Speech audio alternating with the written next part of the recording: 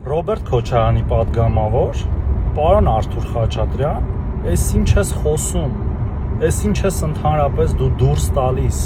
18 թվականին Նիկոլ Փաշինյանի աջակիցները այսպես փայլուն երիտասարդներ են։ Հիմա թոշակառուներ են։ Ավել բան չխոսեմ, դա ավել բան չխոսեմ։ Մեծամասամբ թափած ատամներով երևում այլի որ կյանքի ինչ-որ դժվար կյանքով ապրել, ուրախություն չի տեսել։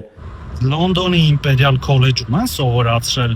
մարդկանց նկատմամբ նման խտրական վերաբերմունք ունենալ։ Իսկ կարող է այդ թոշակառուները երկար տարիներ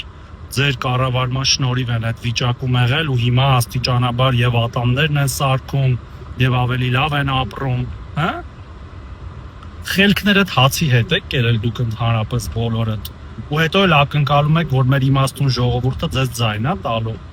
Զրո ձայն սրանց նմաններին։